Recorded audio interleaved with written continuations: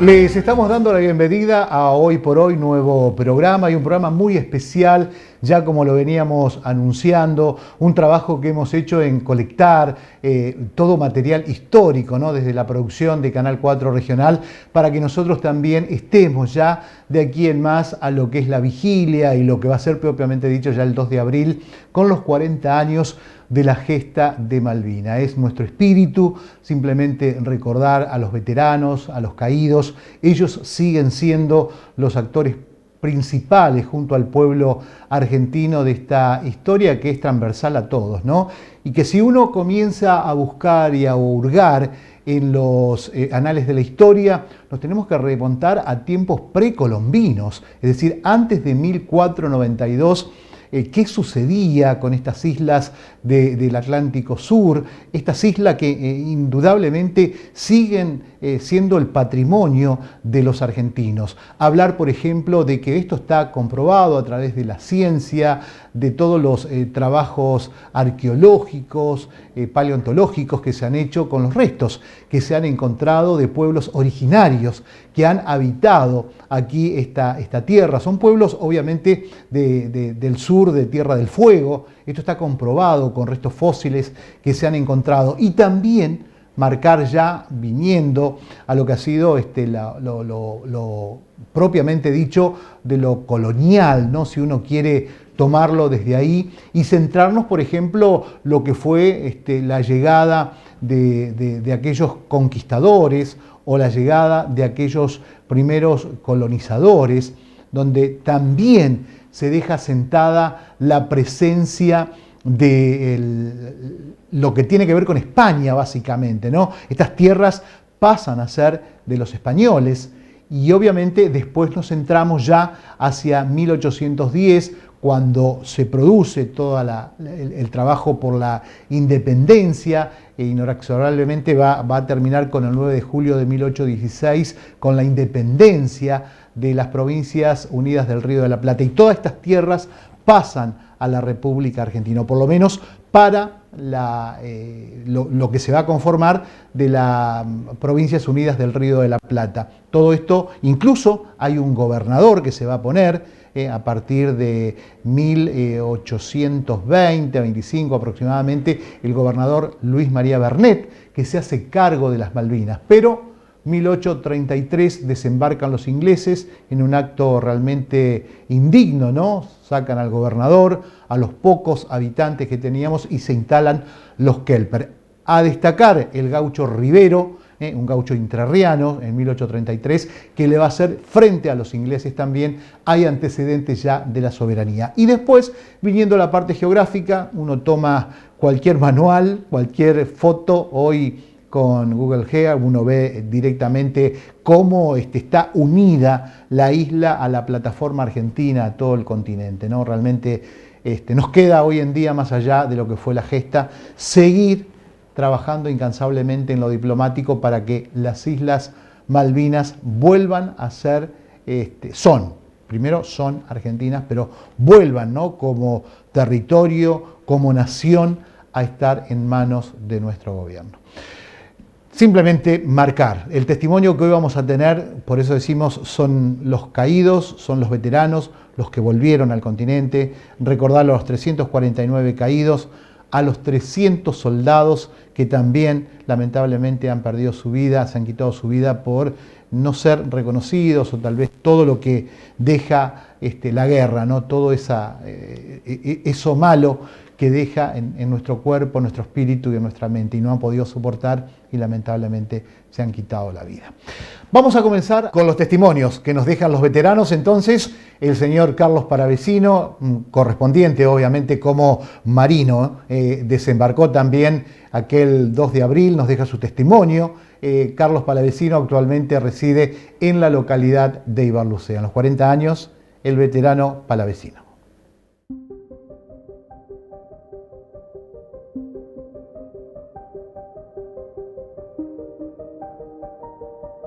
Mi día comenzó en el batallón 5, el 1 de abril, cuando dijeron que íbamos a ir a Malvinas a hacer instrucciones militares.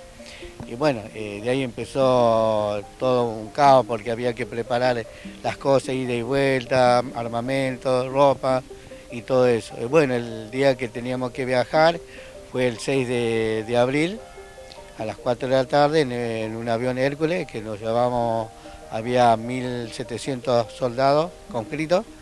Y bueno, hay una alegría porque nosotros íbamos contentos porque no sabíamos que íbamos a una guerra, pero en realidad sí, fuimos contentos que, bueno, llegamos allá a las 9 de la noche, bueno, bajamos del avión, ¿con qué nos encontramos? Con un viento fuerte, llovizna y todo helado era.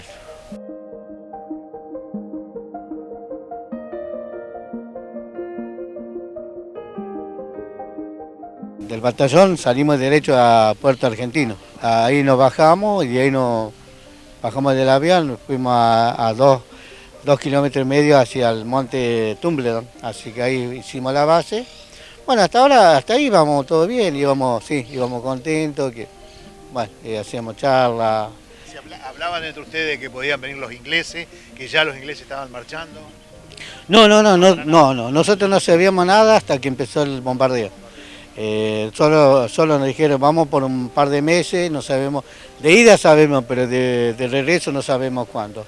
Pero cuando ahí llegamos, esos 15 días, fue todo bien, hasta ahí iba todo bien. Bueno, después cuando empezó el bombardeo, si no me equivoco, el 27 o 28 de abril, que ahí los buques empezaron a cañonear, ahí nos dijeron que después al otro día nos avisaron que veníamos a defender las Malvinas. Porque dice que antes no nos querían avisar porque íbamos a tener miedo, muchos no íbamos a ir, pero yo creo que sí. Si íbamos a ir por esa causa, íbamos a ir a pelear, a defender nuestra isla.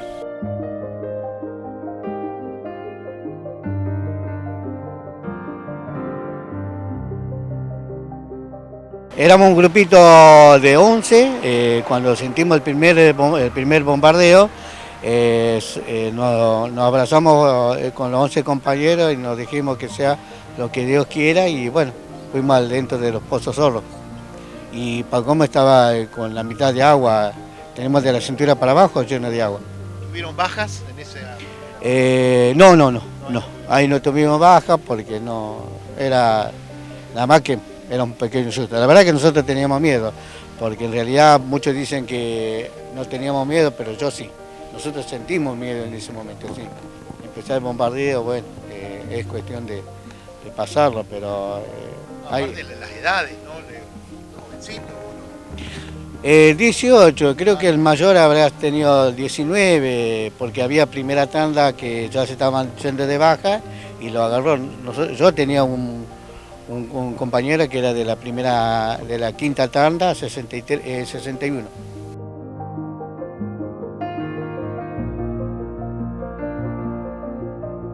Bueno, el escudo nos dieron porque creo que es de la Nación, me parece, si no me equivoco.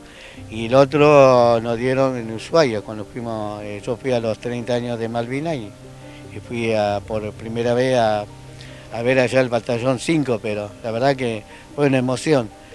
Y ojalá que algún día, bueno, no sé de acá cuánto, volver a Malvinas, pero a ver nomás para sacarme esas ganas de volver, ¿no es cierto? Que estuvimos así como... Pero no es fácil. Veía el escudo, tiene una escuela, una especie de dragón, ¿puede ser? Sí, ese es el escudo del BIN 5, que sería la compañía Nácar. Esa es la compañía Nácar, sí, compañía de tiradores Nácar. Infantería Marina. Infantería Marina. Se llama BIN 5, Batallón de Infantería Marina Río Grande.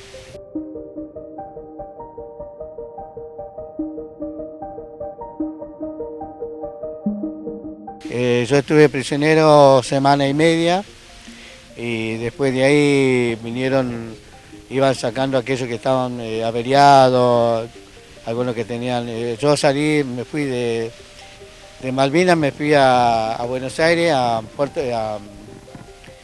me acuerdo el batallón, y me fui con problemas de pie. Tenía congelados los 10 dedos del pie, así que Se llama, creo que, pie trinchera. Ujú. Entonces se debe a los pozos, ¿no? Sí, sí, es porque siempre estamos mojados, así que nunca estamos secos, así que. ¿Cómo los trataron los ingleses cuando los tomaron?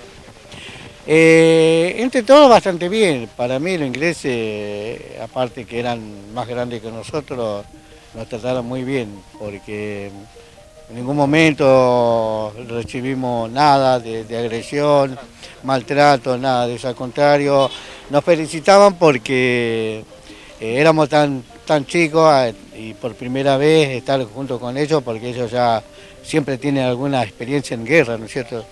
La mayoría.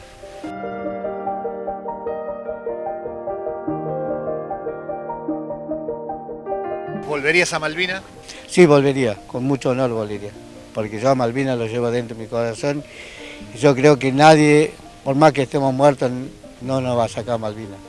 Por eso quiero, y además quiero decirle que hoy día estamos mal, porque nosotros el gobierno nos dice una cosa y salen con otra, ¿no es cierto? Digamos, es como nos abrazan, nos da un masaje en la espalda y después se olvida cuando llega al poder.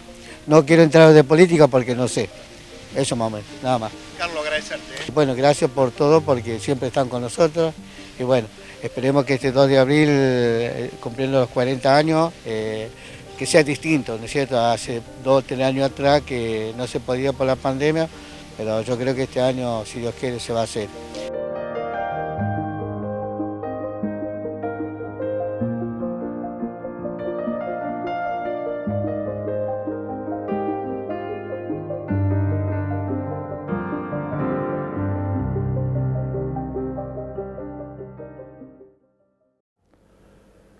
Otro veterano de Malvinas también en desembarcar y bueno, estuvo, si se quiere, en los primeros momentos de desembarco. Se trata del señor Jorge Moschen.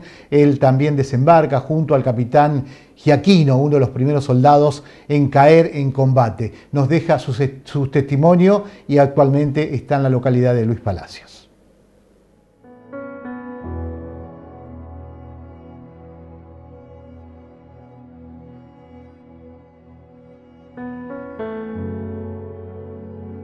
Hoy recordaba justamente cuando fue mi sorteo del servicio militar, ya por el año 81, y me tocó el 988. Era marina de cabeza, ¿no? Bueno, mi sorpresa fue de que cuando fuimos incorporados en el mes de agosto, llegamos, ya de por sí subimos a un tren donde tenía bolsa de arena arriba del techo, con ametrallador, eran tiempos difíciles en el país. Y después de 2 días llegamos acá nomás a estación, el Parque Pereira Iraola, donde estaba recién, digamos, hacía un año más o menos que estaba hecho el CIFIN. El CIFIN era el Centro de Instrucción del Infante de Marina, que bueno, después con el tiempo nos dimos cuenta y supimos de primera boca de que fue creado para el efecto desembarco de Malvinas, para la toma de Malvinas. Dentro del sorteo, digamos, de lo que estábamos ahí adentro, todos recibíamos una instrucción como el infante de Marina que era aspirante a militar. Fueron días duros, nosotros teníamos maquetas ahí prácticamente de rancherío, donde practicábamos asaltos a domicilio, teníamos una laguna donde pasábamos con el agua, calculada era mes de agosto, septiembre y octubre, que eran los 2 meses que estuve dentro de lo que fue CIFIN. Nuestra preparación fue prácticamente 4 meses, porque después de CIFIN fuimos a los médanos de arena, cuando nos dieron destino. A mí me tocó en Punta Alta, lo que era Baterías, la base naval de Puerto Belgrano. Baterías es un predio muy importante donde hay pilas de batallones, de los cuales estaban los que eran vehículos anfibios, batallón de vehículos anfibios, batallones de infantería marina, distintos batallones de comunicaciones, de antitanque, una cosa, un monstruo de lo que era en ese entonces el poderío militar que nosotros teníamos. Sin hablar de lo que era el ejército, nosotros te estoy hablando solamente de lo que era infantería de marina.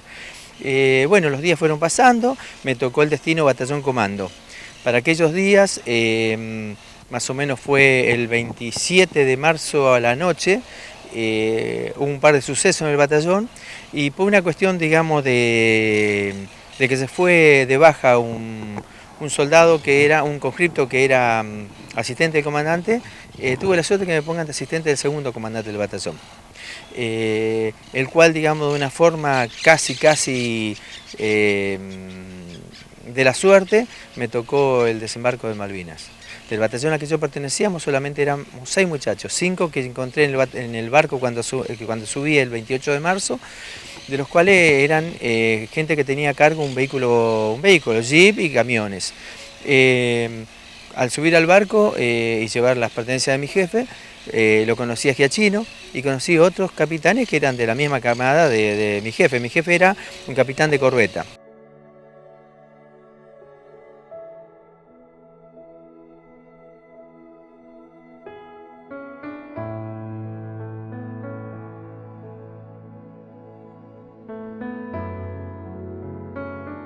Giachino es el primer militar que cae en el enfrentamiento, ¿no? Exacto, fue, digamos, la primera vez de que a mí me tocó, digamos, la muerte de cerca, porque tuve el honor de poner su ropa ensangrentada en una funda de almohada para ser entregado a la familia. Eso fue como a las 10 de la mañana en el hospital Memorial Edward, que estaba distante a 3 cuadras más o menos de la casa del gobernador.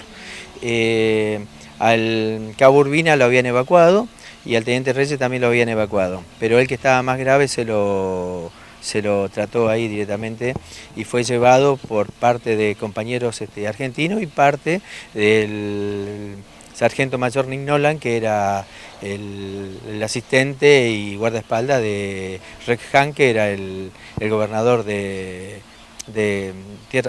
Malvinas. Una ráfaga de ametralladora.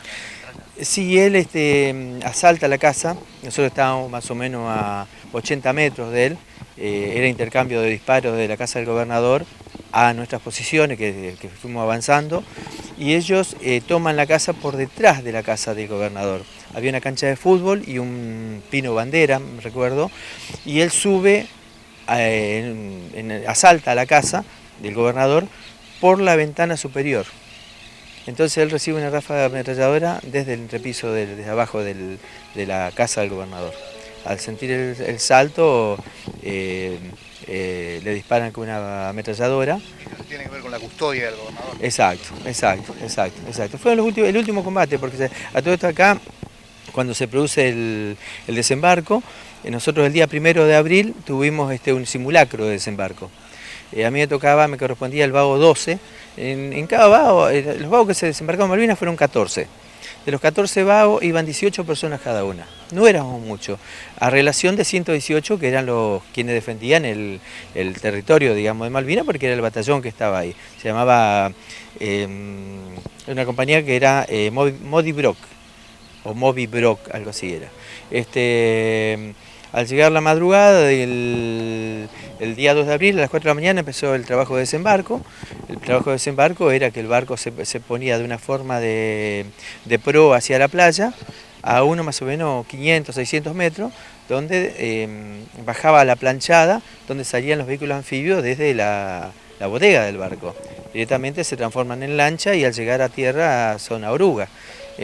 Al llegar a la parte de lo que era Bahía San Carlos, como para poder más o menos tener una idea, es como si fuera la playa de la Florida. Es un punto nomás que se puede desembarcar y es la playa de ellos, o sea, no hay otro lugar donde se pueda desembarcar.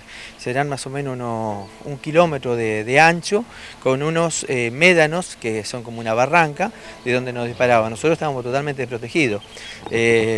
Cuando nosotros tomamos tierra, nos abren las compuertas del vaho y tuvimos que tomar posiciones en la arena prácticamente. Y sentir el silbido de las municiones sobre la arena. Y gracias a Dios que nadie cayó ahí. Fue raro, porque yo creo que ellos estaban tan asustados como nosotros.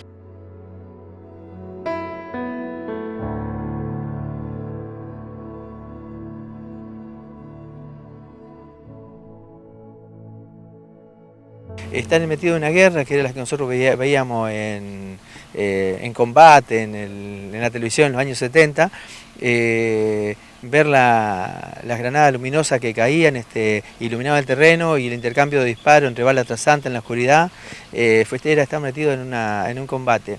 Recuerdo que antes de desembarcar mis compañeros, que eran los que quedaron arriba del barco, porque ellos recién llegaron a tierra cuando el barco pudo al mediodía llegar al espigón ¿cómo es? De Puerto Argentino. Recuerdo que José Scaglia, un compañero, me dice: Mochen, cuidate, loco, me dice. Y le digo: nos vemos en tierra. Y hasta el día de hoy siempre se recuerda eso, lo que yo pensé que cuando fue tremendo tiroteo y ver nosotros desde el barco todo lo que se producía, pensaba en vos, loco, y te digo, cuando llegamos a tierra que no te vi, fue para mí, porque él no supo de mí hasta por un buen tiempo, porque él fue uno de los que quedó en toda la guerra, él prácticamente vivió los 74 días de la guerra en Malvinas.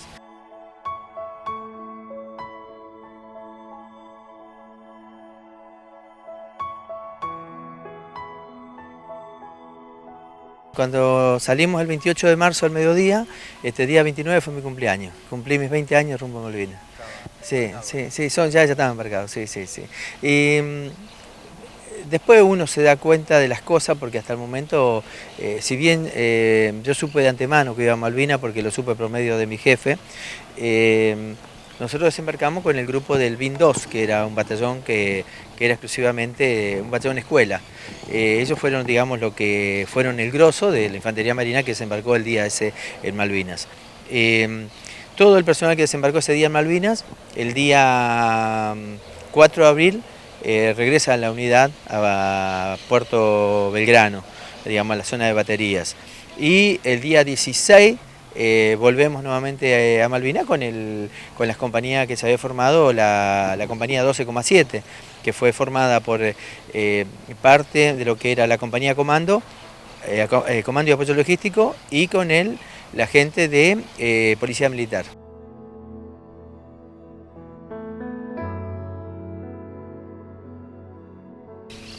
Uno estas cosas ya las pasa y las cosas quedan como trofeos y recuerdos, como parte de herencia a la familia, ¿no? Y yo creo que la familia a veces valora más y siente más de lo que uno pasó, porque uno lo pasó y lo vivió. Ellos no lo pasaron, pero lo valoran.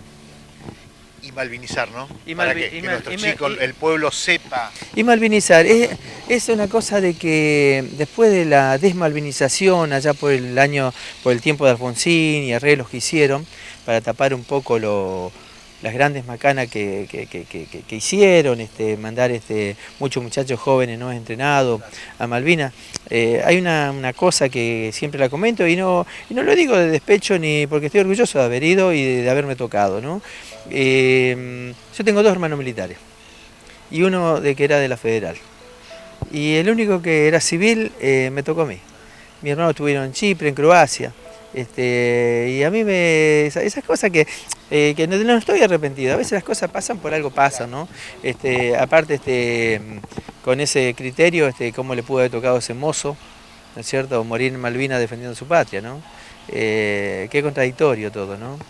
Y después vienen los años que pensamos que nos daba vergüenza haber dicho que estábamos en Malvinas, porque al ver filmaciones que se empezaban a ver en revistas, fotografías, un pueblo que apostaba a nosotros y haber traído una derrota fue algo doloroso. Algún día se verá a dónde llegamos con todo esto, ¿no? Sí, con la diplomacia. Pasa que la diplomacia es lo mismo que está pasando ahora en Europa, o sea, los intereses. Y los países que tienen que acomodar las organizaciones unidas que son para la paz, es como que, como no les toca a ellos, no intervienen.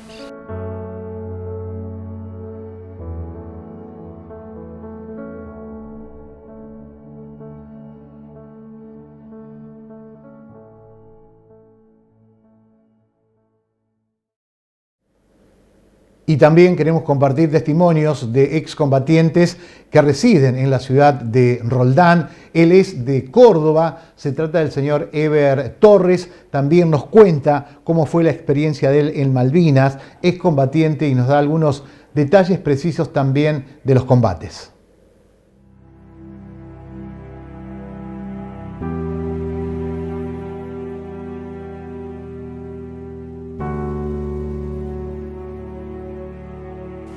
Regimiento de Infantería 25, con asiento en Colonia Sarmiento, Chubut. Jefe de regimiento, el teniente coronel Mohamed Ali Zaineldin. Bueno, pertenecí y, bueno, yo, soldado reincorporado, clase 62, me presento, me llega para presentarme el 30 de marzo, me reincorporo y el 8 de abril partimos hacia Malvinas, ya después de haber sido tomada el 2.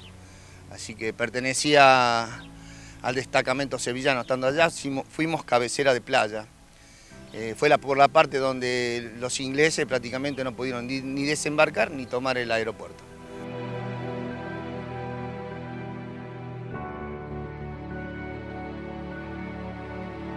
Teníamos de noche, madrugada bombardeo y de día aviones que nos hostigaban con fuego aéreo. Y nosotros respondimos, tuvimos la dicha y el honor y la suerte de abatir dos Sir Harry de costa, con baterías antiaéreas y MAC, fusiles, pero tuvimos esa suerte nosotros. Sí, Hay sí. una foto, ¿no? Tengo fotos que nos han tomado. En ese tiempo estaba el corresponsal de guerra Nicolás Casanseu. Me toman 2 fotos que habíamos batido ahí en ese momento, habíamos batido los 2 Sir Harry. Así que bueno, gritando viva la patria y bueno, ese es el recuerdo grande que tengo. Hay fotos más todavía que, por ejemplo, tengo fotos bajando hacia el pueblo, cuando nos íbamos a higienizar, a ver si teníamos carta de aquí del continente para los veteranos. Siempre nos encontramos con una linda sorpresa que un papá, mamá, familiares nos escribían. Y eso nos reconfortaba, nos tenía prácticamente nos daba fuerza para estar bien.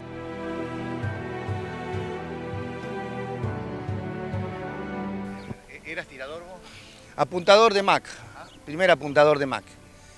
Específicamente, ¿cuál era la operación? La operación nuestra éramos cabecera de playa. Teníamos que esperar que desembarcara los ingleses, que no lo pudieron lograr, no tomaron. Tomaron siempre Puerto Argentino por distintas partes de atrás de Puerto, pero no llegaron a la playa, jamás pudieron hacer. Por eso nos tuvimos que rendir nosotros, a nosotros nos hicieron rendir. Cuando ya se termina prácticamente, ya estaba terminada la guerra, había la parte de la zona de aeropuerto que estaba donde estábamos nosotros cuidando. Vendría a ser el gobernador Menéndez, habla y lo hace rendir a nuestro teniente coronel, porque si no iba a ser una masacre, nos iban a matar a todos. No quería rendirse, entonces tuvimos que exponer todas las armas y después, bueno, quedar prisioneros. Tuvimos hasta que la Cancillería Argentina y Británica empieza a tomar decisiones para mandar a los soldados que estábamos ahí. Ya era la desmalvinización, como se le dijo. Digo, nos superaban en armamento. En todo. Fuimos 13.600 efectivos nuestros contra una fuerza de casi 42.000. No, sí. Y tuvimos la suerte que tuvimos una fuerza aérea maravillosa, espectacular, que prácticamente ellos mismos quedaron asombrados del daño que le hemos hecho. Prácticamente la flota británica fue totalmente destruida por nuestros aviones. Que si hubiésemos quedado un día más y hubiésemos tenido misiles realmente más para poder, nosotros todavía creo que estaríamos en Malvinas.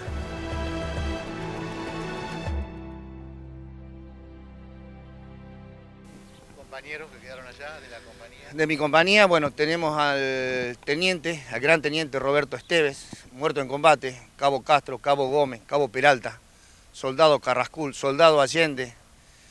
Tenemos compañía? De mi compañía, sí, compañía y del Regimiento de Infantería 25. Tengo esos grandes héroes, hermanos míos que dejaron su sangre allá. Todo consecuencia de los bombardeos, ¿no? En combate.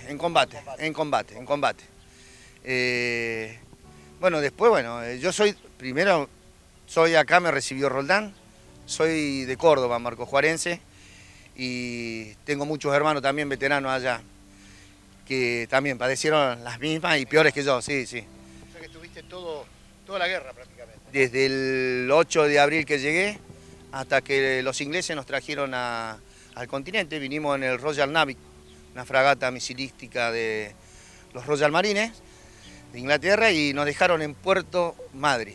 Ahí nos dejaron, nos trataron muy bien, nos saludaron como verdaderos soldados que son ellos y bueno, ahí sí me saco el sombrero, tuvieron un gesto muy bueno para con nosotros.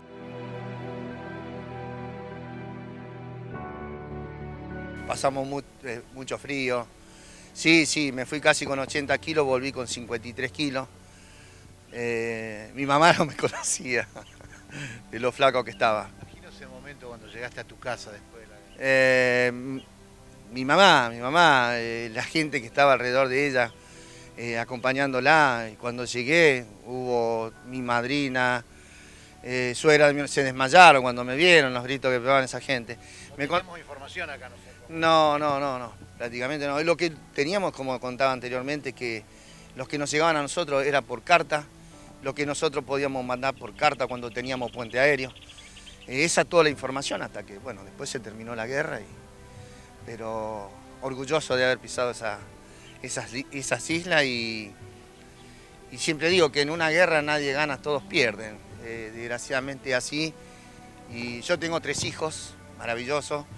Juan Cruz Torres, de 16 años, Nahuel Nicolás, de 15, y María Ángeles, de 12 años. Me matan, es por lo que vivo, es por lo que lucho y es por lo que voy a seguir hasta que Dios me lleve. Esos son Malvinas para vos, ¿no? Son malvineros. Claro. Ya estuvimos aquí, ya hace años que hemos compartido actos con ellos acá y me enorgullece de ellos, que me acompañen cuando hay una gesta así de Malvinas.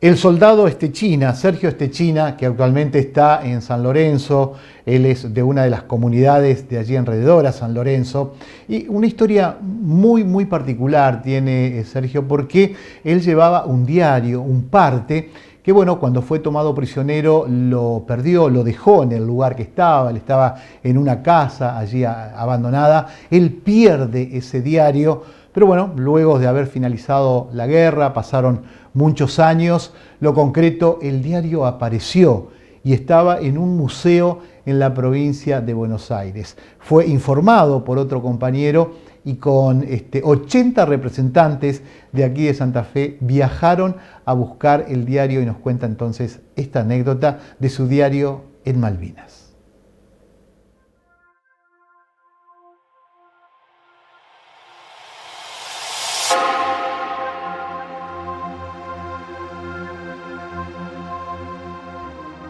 Bueno, mi participación como soldado, porque yo fui soldado, estaba haciendo el servicio militar obligatorio en ese tiempo, comenzó en agosto del 81, el 4 de agosto, para ser más preciso. Bueno, yo les quería comentar que desde agosto hasta fin de año, los últimos días de 81, yo como infante de marina y un grupo de compañeros participamos de 3 navegaciones que se hicieron hacia el sur. En un buque que fue el que se utilizó finalmente para hacer la recuperación de la isla. En estos casos llevábamos municiones, armamento, vehículos, y los llevamos a Tierra del Fuego, para ser más preciso el batallón 5 de Infantería Marina. Y bueno, a todo esto desconocíamos cuál era la finalidad de llevar todos estos movimientos, ¿no? Y en un último movimiento que hicimos, antes de fin de año, se hizo una práctica de desembarco en Isla de los Estados. También llamativo, pero bueno, no sé, como te repito, no sabíamos a qué se debía. Considerábamos que era algo normal que se hacía. Pero bueno, a todo esto llega después marzo, y el 27, 28 salimos a navegar nuevamente. ¿Y cuál fue el destino final? Malvinas. Que también ignorábamos dónde estábamos, hacia dónde nos dirigíamos. Pero ya en este caso veníamos con más flota de apoyo, había más buques y creo que había un submarino también. En Malvinas desembarcamos el día 2. Llegamos a las proximidades, donde ya podíamos ver a la isla, el día 1 en horas de la tarde. En horas de la noche, ya entrada la noche, ahí recién nos enteramos dónde estábamos y cuál era el objetivo del día siguiente. ¿Estuvieron ahí junto a Giaquino? Exactamente, Giaquino era el que estaba encargado del movimiento. Ahí hubo enfrentamientos. Bueno, ellos, la cantidad de personal que tenían no era mucha cantidad, habría unos 100 hombres, pero estaban sabiendo que nosotros estábamos en la zona y de qué se trataba el movimiento que se realizaba. Entonces, ¿qué pasó? Con el armamento que ellos tenían, se defendieron, trataron de impedir el desembarco. Y ahí es donde fallece, ¿no? No en ese preciso momento. En ese preciso momento se desembarca en la zona del aeropuerto y se comienza el movimiento terrestre hasta llegar a la ciudad.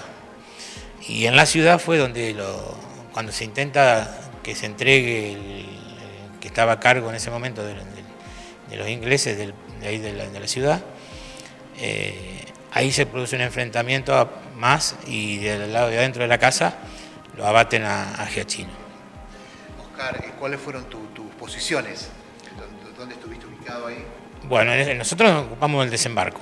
El desembarco del ocupamiento, después tuvimos unos días ahí hasta que empezó a llegar tropa de ejército, fuerza aérea, llegaron aviones, ya los Pucará, me acuerdo, fueron los primeros que llegaron. Y después nosotros fuimos traídos a Río Grande, Tierra del Fuego, donde nos ocupamos de la custodia del aeropuerto, que era el lugar donde operaban los aviones del continente. O sea que fuiste uno de los primeros de desembarcar en el conflicto ahí.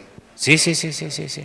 En ese momento, el día 2, tuvimos las bajas de Giaquino, fue herido un cabo, y ¿cómo es? En otra isla, en este momento se me trabó, muere un soldado, Almonacic Mario, en la Georgia, perdón. En la Georgia. Oscar, ¿qué sigue siendo Malvinas hoy para vos, en lo personal, en tu vida, en lo diario, en lo todo? Y Malvinas creo que a mí es parte de mi vida. A mí me dejó, en lo personal, me dejó mucha experiencia. Aprendí mucho, sentí muchas cosas que creo que no lo habría sentido si no hubiese participado. Sentí miedo, pasé frío, pasé hambre y me ayudó a ver cuando hay personas, en estos casos, a veces cuando hay catástrofe, ver las personas que tienen realmente necesidades, y eso hace que nos sumamos siempre, como ustedes lo habrán visto, en las ayudas y todas estas cosas, ¿no? Y seguir luchando, obviamente, para que las Malvinas sean argentinas de forma definitiva, ¿no? Sin duda eso, siempre vamos a levantar la bandera y vamos a reclamar por la vía diplomática, ¿sí? Porque no creo que no tiene sentido ir a una lucha armada. Eso no se va a renunciar nunca de esto, ¿no? Y pensar en aquellos que dejaron, los compañeros que dejaron la vida ahí, ¿no?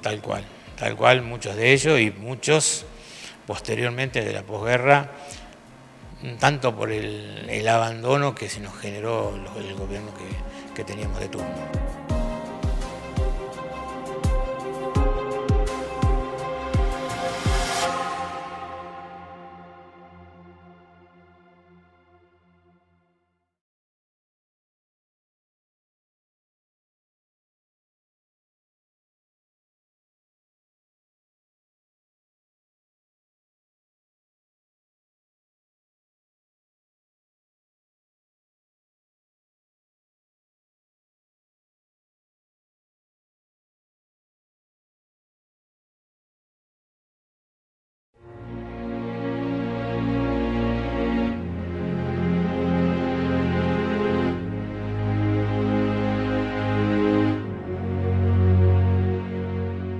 Bueno, yo pertenecía al Regimiento Infantería 12 de Mercedes Corrientes, con el cual fui a Malvinas, y estábamos todos en la zona de Puerto Darwin.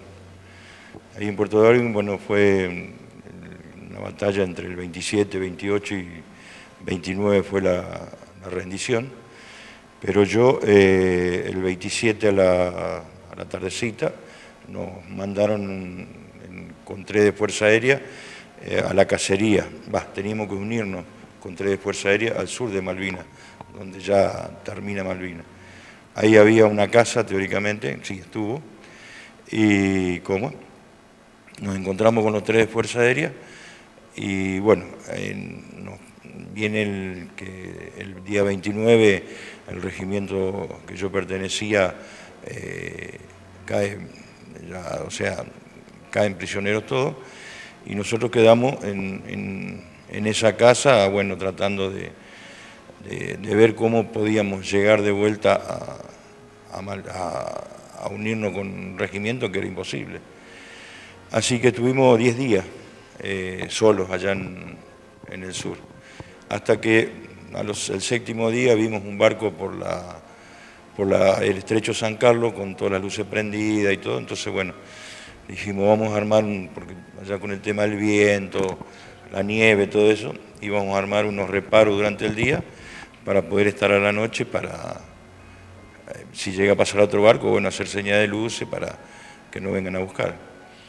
Y bueno, cuando estábamos haciendo esos reparos, ese día le tocaba a los... Seguimos con este homenaje en los 40 años de la gesta de Malvinas. El testimonio que vamos a compartir es del soldado Gustavo Nadal, es del Ejército Regimiento 5 de Paso de los Libres. También le tocó atravesar una situación muy compleja, ¿no? Con muchas veces algún maltrato que se pueda llegar a dar dentro de la tropa.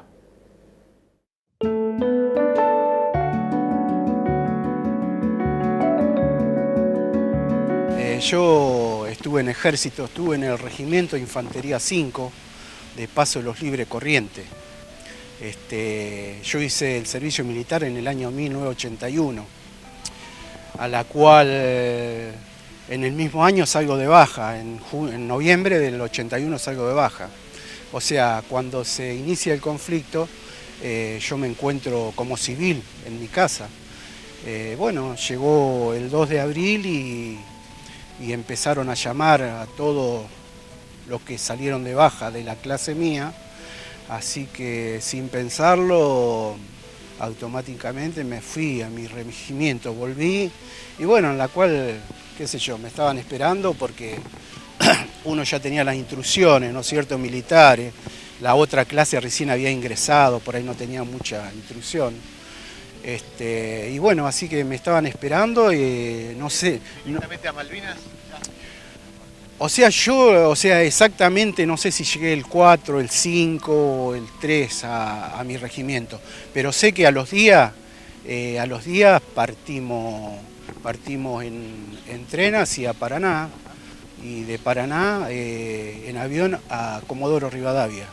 Ahí creo que estuvimos una semana, cuidando ahí unos pozos petroleros, y a la semana partimos a Malvinas, a Puerto Argentino. Pero Puerto Argentino no fue, o sea, donde nosotros teníamos que estar.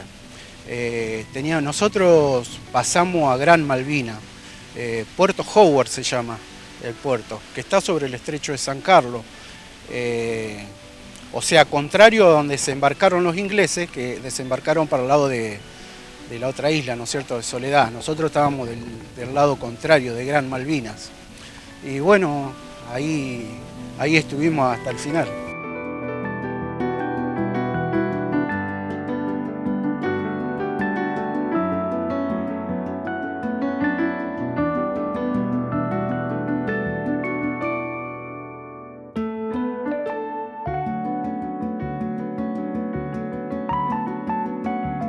Ahí donde estuvimos nosotros, la mayoría de los ataques fueron aéreos y navales, a la cual también se estuvo en combate, ¿no es cierto? ¿Bajas?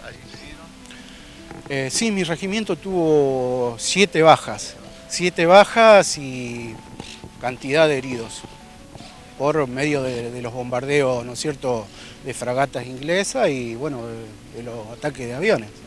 Es algo que por ahí uno no tenía ni imaginación de lo que podía hacer, y que caigan bombas a cierta cantidad de metros y que te tiembla toda la tierra y uno metido ahí en un pozo tratando de cubrirse, ¿no es cierto?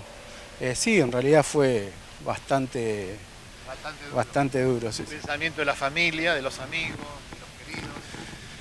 Sí, o sea, esos pensamientos estaban por ahí en el momento que por ahí uno no estaba o sea, por ahí cuando no tenía nada que hacer o haciendo una guardia o estando dentro de la carpa descansando, ahí llegaban los pensamientos de la familia. En otro momento no, porque uno se encuentra con una adrenalina, que esperando cualquier cosa, los alertas de aviones eran constantemente, por las noches teníamos los ataques de fragatas que eran constantes todas las noches y era estar metido dentro de un pozo, donde la cual uno hacía un pozo y vertía agua en los pozos en Malvinas, y un agua que era totalmente congelada, ¿no es cierto? O sea, teníamos varios enemigos, teníamos el enemigo de los ingleses, ¿no es cierto? Pero también teníamos el clima que era para nosotros que veníamos de Corrientes, el clima cambió totalmente y la vestimenta que llevamos era la que usábamos normal en el norte, ¿no es cierto? Solamente un duelo dieron, pero nada, la verdad que... El frío te penetraba todo. El frío era terrible era el frío. Por eso te decía que entre el frío, el agua, congelamiento de pie de trinchera tuve pie de trinchera, y hubo muchísimos, la mayoría hubo.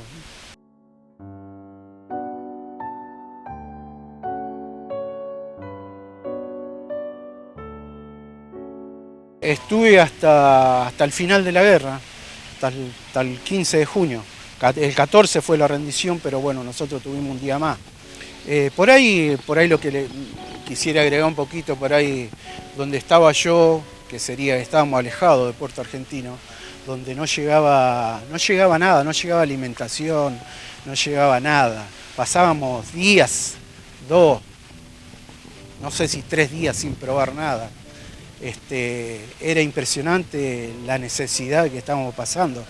O sea, enviaban, pero no llegaban.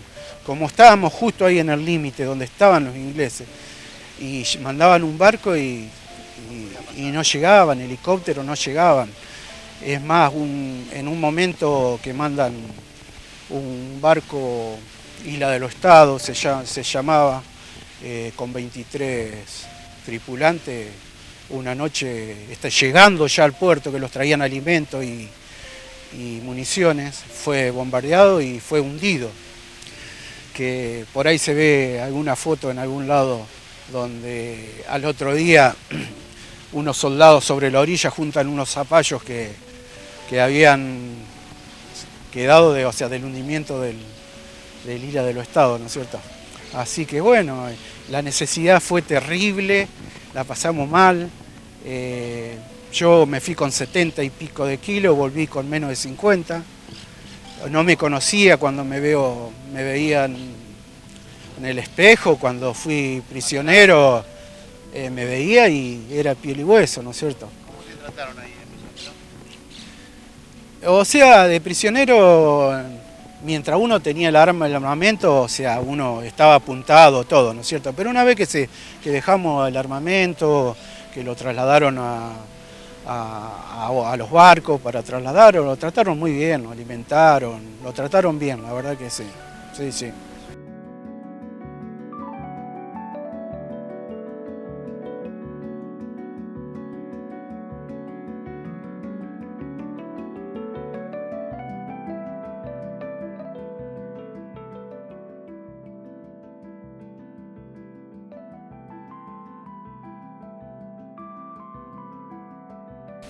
A mí me ha pasado cosas que duele decirla.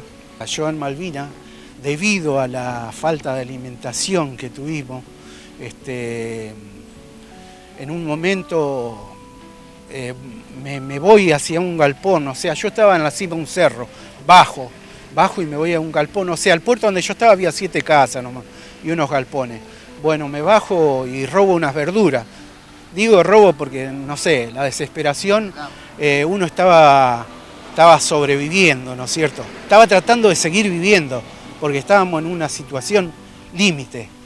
Y bueno, el hambre desesperante me llevó ahí a robar un poco de verdura. Bueno, cuando vuelvo hacia mi lugar, me estaban esperando, o sea, personal militar, superiores, y bueno, a la cual me presentan al jefe de la compañía y este jefe me hace estaquear.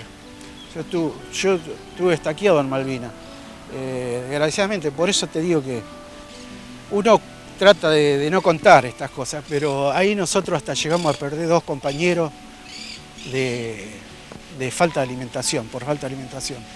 Ahí donde estuve yo. Perdimos 2 compañeros. De los 7 que murieron, 2 compañeros murieron por falta de alimento. Por supuesto que acompañó el frío y todo lo demás, pero la alimentación fue fundamental, que no llegó nunca a donde estuve yo.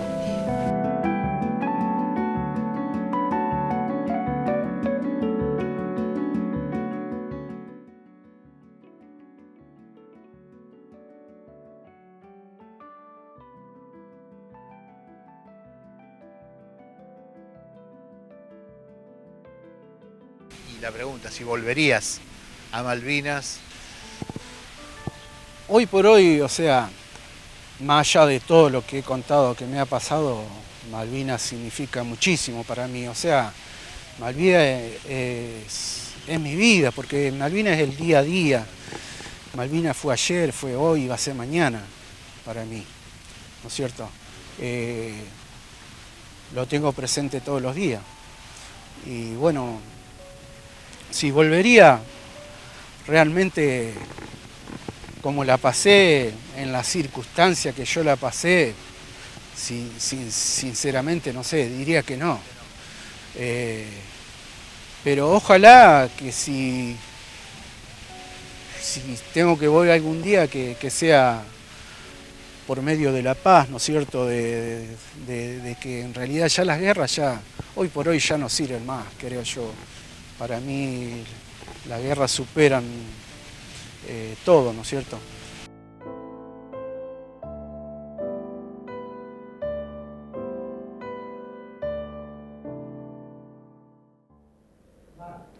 Crudos testimonios, la palabra también de otro sobreviviente del ARA General Belgrano, que fue hundido aquel 2 de mayo del 82 a las 4 de la tarde, cuando el Conqueror, un submarino nuclear, disparó 2 torpedos fuera de la zona de exclusión. Este testimonio nos deja Eduardo Armúa, quien es sobreviviente del ARA General Belgrano.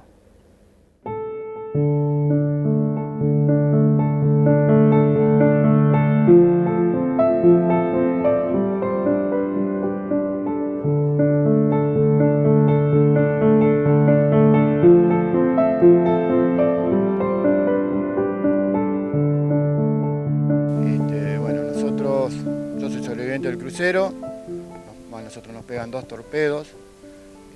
Nosotros salimos a navegar el 16 de abril, recién salimos porque estábamos en reparación, se aceleraron las reparaciones y salimos con parte de la flota como apoyo. Nosotros el 16 zarpamos, fuimos a Ushuaia, que era nuestro punto de abastecimiento en el sur, y donde nosotros podíamos amarrar, o sea, un lugar donde nosotros teníamos muelle para amarrar, no podíamos amarrar en cualquier lugar. Y bueno, a nosotros el 2 de mayo a la madrugada o días anteriores nos ordenan que teníamos que ingresar el 2 de mayo a las 6 de la mañana en la zona de exclusión. Teníamos que entrar en las 200 millas. Y cuando estábamos ya preparados, listos para entrar, como a las 5:30, nos dan una contraorden de que nos replegáramos de nuevo al continente, a nuestro lugar de patrulla. Y nuestro lugar de patrulla era el sur, hasta Madryn, de Ushuaia a Madryn. Bueno, cuando nosotros nos volvemos, que estábamos volviendo, a las 4 de la tarde, ahí se produce el primer torpedo, 4 y 5 debe haber sido el primer torpedo, más o menos después de las 4, pero ahí nomás. Y al poco tiempo nos pegan un segundo torpedo, que es el que nos escora. Eduardo, ¿a dónde te sorprende el primer torpedo? ¿En qué parte del barco? Nosotros hacíamos, la especialidad nuestra era radarista y la central de radar tenía un interlocutor, sería con el comando en el puente. Y a mí me tocaba esa guardia de interlocutor en el puente. ¿Pudieron detectar este primer torpedo? No, lo del torpedo, nosotros emitíamos cada media hora con radar. Y se veía un eco chico, o sea, nosotros siempre dijimos de investigar, pero no se investigó. Como estábamos fuera de la zona de exclusión, no se lo tomó en cuenta, pero el submarino no, desde que salimos de Isla de los Estados hasta que nos pega, siempre lo tuvimos cerca, a distancia de... El Conqueror. A distancia de periscopio lo teníamos siempre.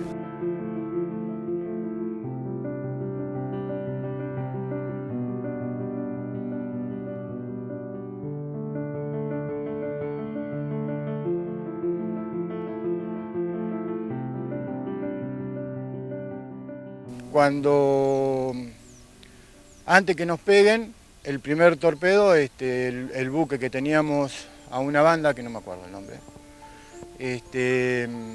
nos informa por señales, porque no se estaba emitiendo, que primero nos pregunta si nosotros estábamos haciendo algún ejercicio o movimiento de hélice, un camuflaje de hélice. Cuando nosotros le dijimos que no estábamos haciendo ningún ejercicio y no estábamos haciendo nada, entonces él nos dice que si nosotros no estábamos haciendo ejercicio, una unidad se había arrimado al grupo de tarea. Y en eso que nos está repitiendo el coso, nos pega el primer torpedo, que ahora, según todos, es una duda.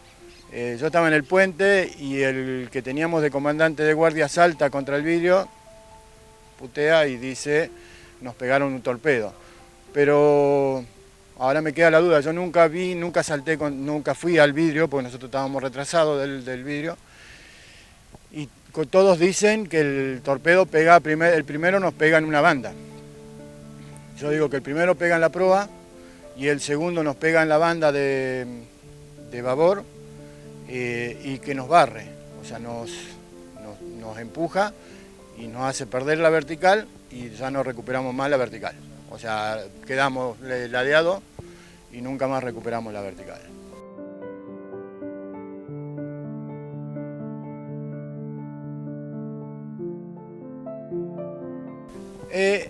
No fue evacuación instantánea, porque nosotros pensábamos que ya ahí se quedaba a flote. Cuando yo bajo del puente a cubrir puesto de combate que me correspondía, que no era el puente,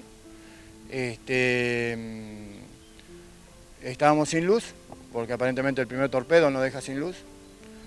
Y entonces, bueno, lo único que nos quedaba era ir a las balsas y ver cuál era la resolución que se tomaba. Lo primero que se hizo fue bajar las balsas y dejarlas amarradas. En ese momento no teníamos señal, a proa no llegaban información de cuáles eran los pasos a seguir. Entonces dijimos, bueno, si el buque queda escorado así, vamos con las balsas a donde podamos. Y si no, bueno, era desembarcar.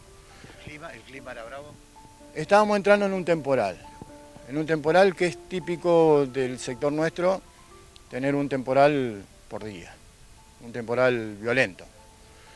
Y llegó un momento que, bueno, ya teníamos todas las balsas abajo y vemos que la parte de popa, la parte de atrás, empieza a alejar las balsas, o sea que ya la tenía cargada, y nosotros no habíamos bajado todavía. Así que empezamos a desembarcar en las balsas y a soltar amarra.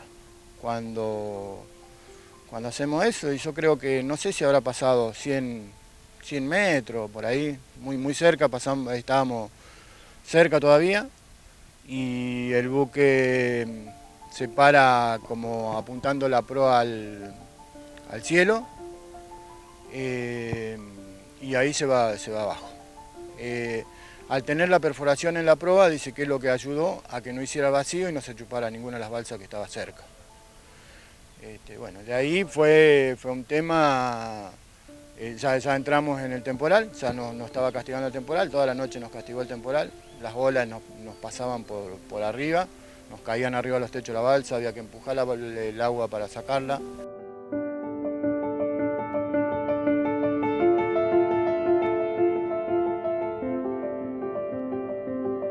Un poco de miedo sí, pero en realidad sabíamos que como teníamos los dos buques de escolta, que no pudieron quedarse por el submarino, o sea, tenían miedo que el submarino ataque, entonces no pudieron quedarse, no pudieron atacar tampoco. Entonces teníamos la posición, lo que nos dicen después es que el avión que nos llega para rescatar, que era no para rescatar, sino para avistarnos y dar la ubicación, no nos encontraba. Llegó al límite de combustible, es más, dice que volvió con el olor, porque estiraron al máximo y ahí no pudieron encontrar porque no sabían cómo había sido el derrotero de las balsas. A nosotros el temporal nos tira para el lado de la Antártida. Del lugar donde estábamos nos tira más para el sur. Y bueno, ahí cuando nos observan tira una bengala de posición y da la ubicación y vuelve. Y eso debe haber sido cerca del mediodía, entre 9 y 12, nosotros no teníamos reloj. Y lo que sí, nos habíamos mojado todo, veníamos muy mojados, con frío. Con el tema de que las balsas que tenían pocos hombres, la mayoría los perdimos por la poca cantidad. Menos de 5 era muy intolerable el frío. Y bueno, cuando vemos la flota que se arrima, empezamos, listo, ya estaba, ya nos rescataban. Pero a nosotros nos pasa que, por ejemplo, la flota empieza a llegar y nos pasa de largo, o sea, nos pasaba un buque por cada banda.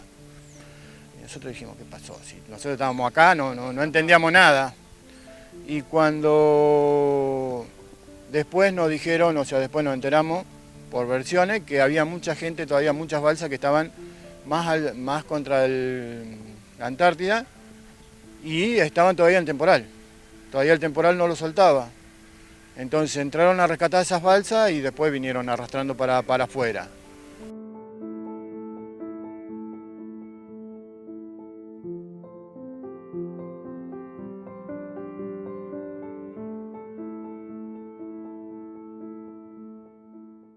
Yo en el 78 ya empiezo a hacer los papeles para entro en el 79. En el 78 nosotros tuvimos el conflicto con Chile. Así que era un poco que tenía que ingresar y la verdad que uno se prepara para... No es lo que uno quiere. En un país pacífico no es lo que uno quiere, pero uno se prepara para una situación y bueno, nos tocó pasarla y 1/3 de la dotación lo perdimos, de los cuales, o sea, en todas las divisiones pasó lo mismo, perdimos camaradas, compañeros, con Cripto todos muy unidos, porque nosotros yo era cabo segundo, era un grado más que el Concripto, no tenía grado. Entonces estábamos muy apegados, dormíamos en un mismo sollado que le decimos nosotros, un mismo dormitorio, Concripto, cabo primero, cabo segundo. Y así que éramos un grupo unido, es más, hasta el día de hoy los Concriptos siguen siendo muy amigos, aparte por la edad, ¿no?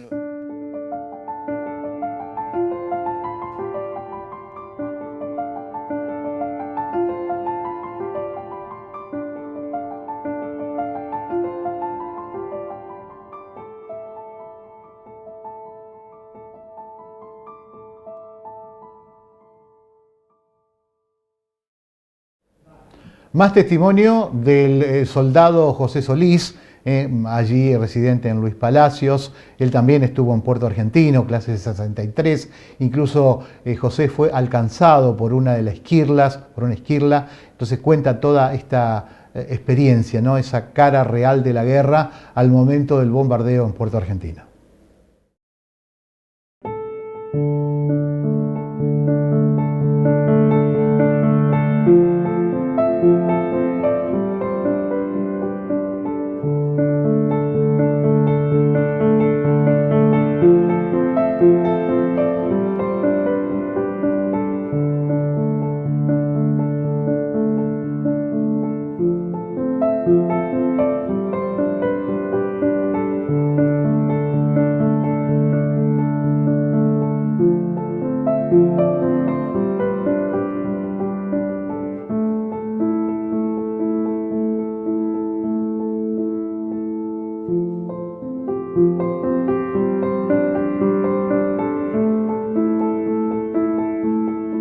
...40 años y bueno, las cosas no...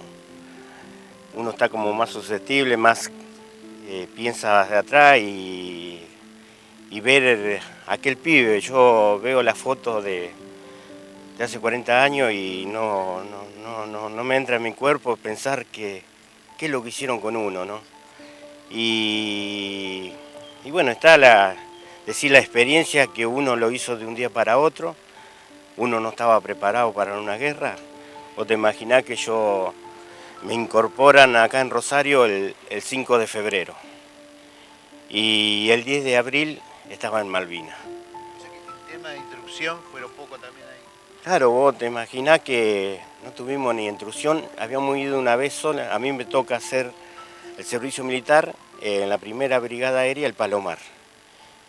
Bueno, nosotros nos incorporan y bueno, me toca en la compañía Policía Militar. Yo pertenecía ahí adentro de la aeronáutica. Y bueno, la instrucción era fíjate vos, de los desfiles. Y lo llevan, antes de ir a Malvinas, que sin saber también, lo llevan como un soldado más, a hacer instrucción de tiro a Campo de Mayo. Y bueno, yo claro, ahí lo dieron un FAL, me acuerdo, y no era que lo enseñaron a desarmar el FAL, lo pusieron en posición de tiro y lo hacían tirar unos tiros, y nada más. Y bueno, y fue eso lo único, y después volvemos al batallón, a la fuerza, y bueno, seguimos el día a día, y bueno, cuando llega el 2 de abril, nosotros estando incorporados ahí adentro, nos enteramos que habían tomado Malvinas. Y bueno, porque no era una cosa que se estaba hablando. No. Y bueno, y el día 6 de abril salimos de una guardia a las 8 de la mañana. Y entonces, fíjate vos cómo nos empezamos a mover, cómo yo para mí hoy miro y qué se hizo con nosotros, porque salimos un grupo de 40 soldados que habíamos salido de la guardia, nos pusieron en hilera y dijeron, del soldado tal hasta el soldado este, se ponen aparte. Los otros se incorporan al ala con seguir su movimiento, ¿no? Entonces nosotros éramos 18 que quedamos. No por bueno, por alto, solamente lo sacaron del grupo. Y entonces lo dijeron que a nosotros íbamos a desayunar, íbamos a tomar un baño y que teníamos que pasar por el Deltal y eso, que también nos iban a entregar ropa adecuada para el lado del sur y que íbamos a cuidar en un aeropuerto a Río Gallego.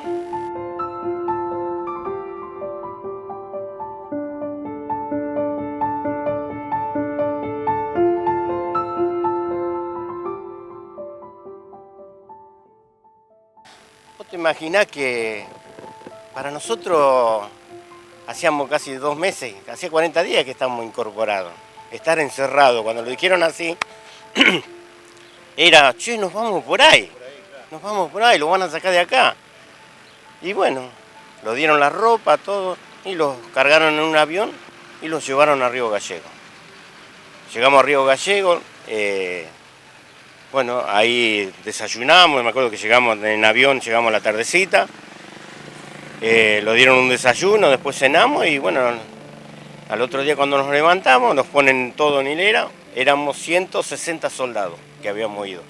El grupo mío que éramos de 18, pero pasamos a ser compañía defensa, que era la otra compañía que estaba acá en el Palomar.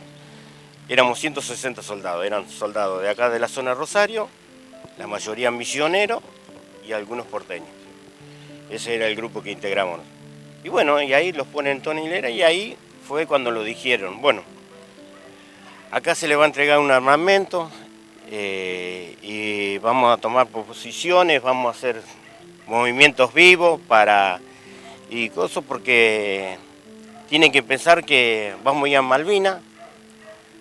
Ustedes saben que los ingleses están viajando y que...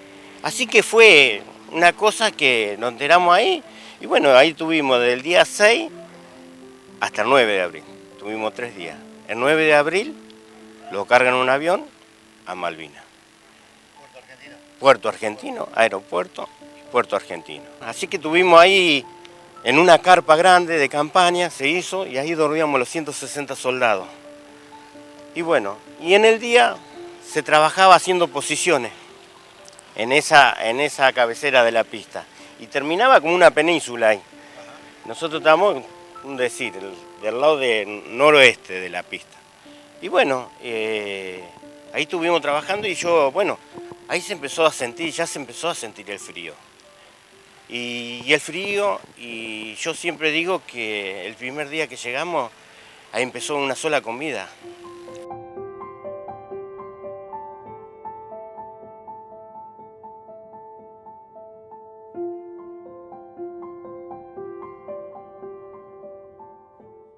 Por eso tenemos que tomar conciencia hoy, yo digo, cómo se actuaba y cómo estaban las cosas al revés, digo yo. A nosotros todos los días los alimentaban diciendo, los ingleses tienen que hacer 11.000 o 12.000 kilómetros en barco. ¿Ustedes saben lo que es viajar tantos días en barco? Dice, cuando los ingleses llegan acá, van a estar muertos. Y nosotros vamos a estar enteros esperando en las posiciones y tenemos la ventaja de esto. Todo al revés. Resulta que fue todo al revés. Nosotros teníamos hambre antes que empezara la guerra. Nosotros éramos con movimientos vivos y cosas porque de noche era la desesperación a salir a buscar comida. Cuando arrancó la guerra, el 1 de mayo, que yo siempre digo que uno no estaba preparado y uno salió preparado de allá por todo lo que vivió, ¿no? Y yo digo, cuando empieza el primer ataque, arranca el 31 a la mañana. La zona que nosotros estábamos en la cabecera de pista no era zona de desembarque. Entonces, lo único que podían atacar era con los barcos, sino con paracaidismo, grupos de paracaidismo, y si no, los aviones. Y bueno, y eso fue que lo tuvo 40 días nosotros el ataque, todos los días de los barcos, tirándole al aeropuerto, y nosotros que estamos en la cabecera de cosas, caían bombas, era todo el día y toda la noche. Empieza la mañana, el 31, con los barcos. Vos te imaginás que en el mar, yo estaba en la primera línea y vos veías 30 metros y después no se veía más nada. Era una niebla todo el día, ¿me entendés? Vos lo único que escuchabas era el tuc y al ratito y cosas. Decía que los barcos estaban a 8, 9 kilómetros te tiraban, ¿me entendés? Nosotros cuando empezamos a escuchar esas bombas que empezó a temblar la isla, estamos en los pozos y los pozos se empezaban... Fíjate vos, en el primer ataque ya había posiciones que se hundían. Por la vibración, porque te imaginas, semejante masa de agua en un islote, temblaba todo. Y bueno, y yo digo siempre, en el día lo pasamos más o menos. Pero el tema fue cuando atacaron a las 12 de la noche los aviones.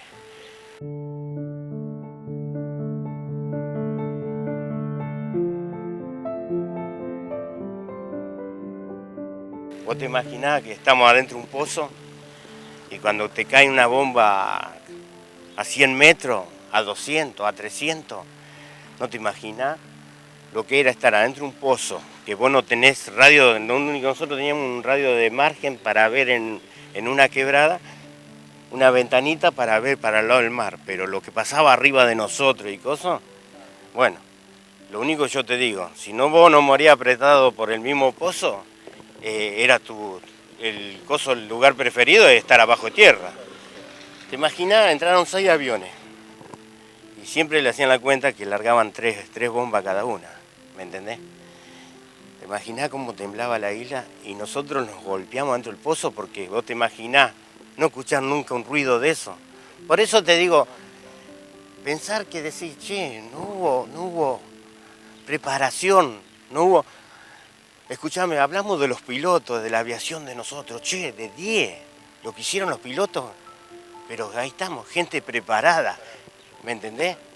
Está como el infante Marina, yo soy clase 63, y yo hablo con un combatiente de clase 62, y te dice, nosotros nos preparamos así, y te agarra una cosa por dentro y decir, che, ¿qué hicieron con nosotros?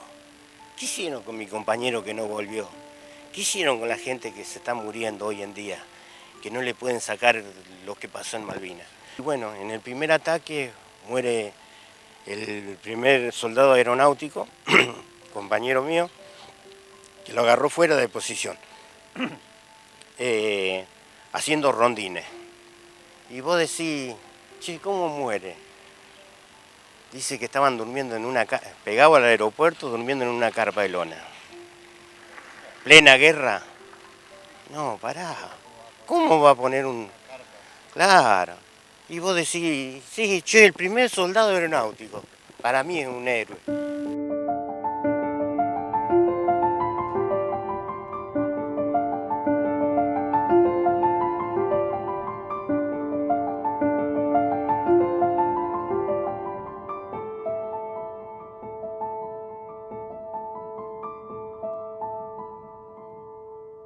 Cae una bomba y te alcanza una esquirla. Sos alcanzado por una esquirla. Claro, yo siempre digo que el 22 de mayo, eso pasó el 22 de mayo. Fíjate vos, después de tantos años hay una relación, ¿por qué ese día atacan a la mitad de mañana los ingleses al aeropuerto, ¿me entendés? Y yo el 22 de mayo yo había estado con pie de trinchera, me enfermé en la primera línea. Te digo, es lo verídico. Yo en Malvinas me arrastré por hambre y me arrastré porque no podía caminar, ¿me entendés? Y digo, bueno, me pasan a la cocina de campaña, todo ese movimiento, si te cuento, fue terrible. Pero cuando voy a la cocina de campaña hay un suboficial, que siempre digo, un cordobés, que me tiró toda la ropa, los borcegos, me dio ropa seca, cosas, y bueno, y en esos días me fui componiendo de las piernas. El 22 de mayo a la mañana, estando en la cocina de campaña, el suboficial me manda a buscar una manguerita, fíjate vos, para pasar de los tubos grandes a las garrafas chicas. Cuando voy cruzando la pista, estaban las alarmas, la sirena en el aeropuerto. Y cuando sonaba tal o 3 veces o cosas, bueno, o aviones, barcos, cosas. Y bueno, sonó lo de los aviones. Y yo estaba fuera de mis posiciones, porque posiciones había en todos lados, pero vos no sabías, estaban todos abajo de tierra. Así que agarro en la pista y lo primero que veo, porque me quería tirar abajo de algo, porque vos tenías que cubrir. Y estaban los acopladitos estos de 4 ruedas, que se usan en todos lados, cargado, porque en ese tiempo se estaba alargando la pista, con chapa de aluminio. Así que salgo corriendo y me tiro abajo de un carrito. Y cuando me tiro abajo del carrito, pues lo primero, lo único que vos tenés es una pistola. Pero vos, cuando es aviones, metete abajo de tierra y tapate el oído, ¿viste? Y bueno, me tiré abajo del carro y cuando cosa. Y bueno, y siento que cae una bomba, ¡pah! Tiembla todo, cae otra bomba. Y por ahí siento una cosa que golpe en el pecho. Y cuando quise cosa, estaba aturdido y estaba tirado ahí. No sabía, terror. Me sacaba las manos y parecía que seguía explotando, porque empezaron a explotar bombas una tras la otra. Creo que entraron 3 aviones de vez. Estoy tirado ahí, pasa, qué sé yo, parecía que hubiera estado media hora, pero no, fueron minutos. En un tiro sacaba la mano del oído y estaba acoso y tenía un fuerte golpe en el pecho y sentía un dolor en la espalda. Y me tocaba, pero tirado en el suelo, no me levantaba porque estaba aturdido. Y por ahí siento que me agarran de un brazo, un suboficial, que me había visto cuando entraron los aviones, porque los aviones entraron, largan las bombas, pasan y vuelven de vuelta y tiran con las ametralladoras, ¿me entendés? Y después hacen un recorrido, pegan el recorrido y pasa una sola a una altura de no alcance de los cañones para ver el daño que ocasiona.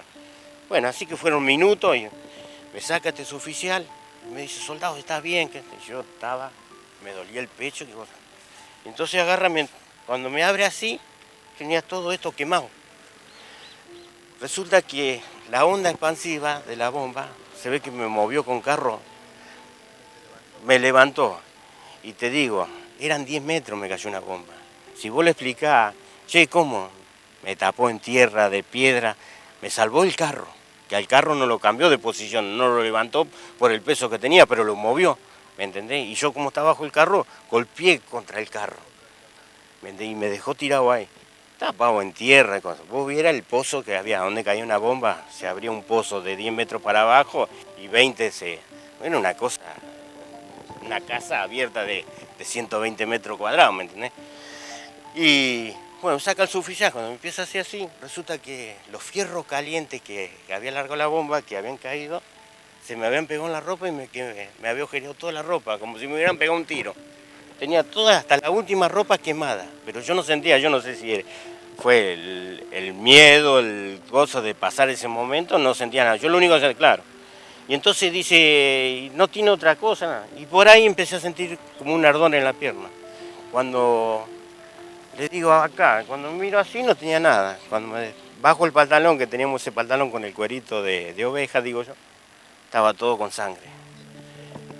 Me había entrado una esquirla, que yo en ese momento, la esquirla es un fierro caliente, pero no era una cosa grande que me rompió lo que era la carne, pero estaba metida ahí. Pero vos sabés que no se veía, justo acá en el glúteo. Y bueno, agarra el suboficial, me lleva a la carpa de la Cruz Roja que estaba ahí pegado al aeropuerto. Y no, revisan, me limpian ahí, todo. No, es una herida superficial, dice no. Bueno, fíjate vos, después cuando vengo acá a la vida común y corriente, a los 2 meses por ahí, sentía algo que me pinchaba, que me raspaba el pantalón y estaba saliendo el pedacito de fierro, que era como una uña, una cosa.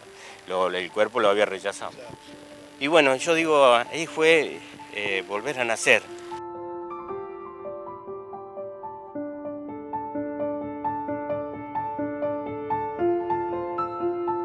Yo cuento y digo, lo que uno piensa es cerrar los ojos y lo único que te sale, la única palabra es Dios, Dios, Dios, Dios.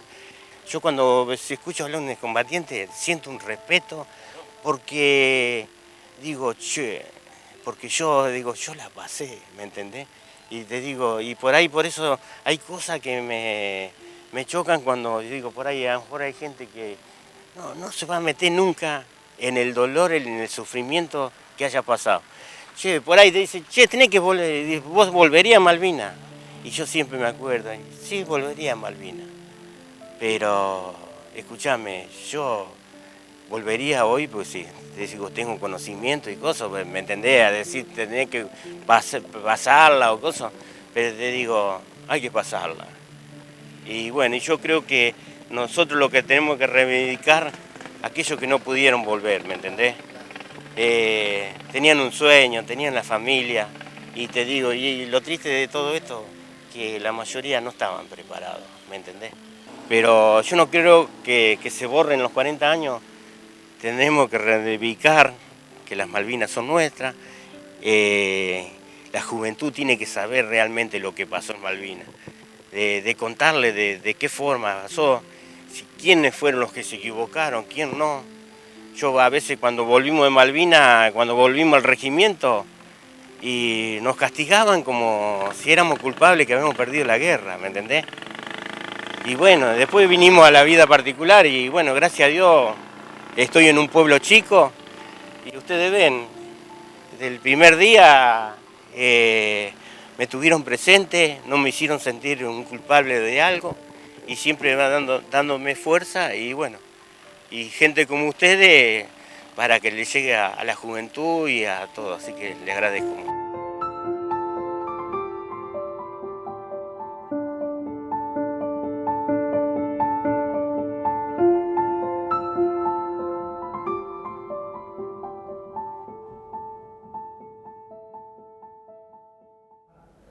El soldado infante de Marina, excombatiente también, Oscar Galloso, nos cuenta en este testimonio que ya en el 81 ellos estuvieron abocados, afectados a maniobras, ¿no?, para llevar pertrechos hacia el sur de cara a una posible guerra, un posible enfrentamiento. Este proyecto, este plan ya estaba barajado a partir de 1981.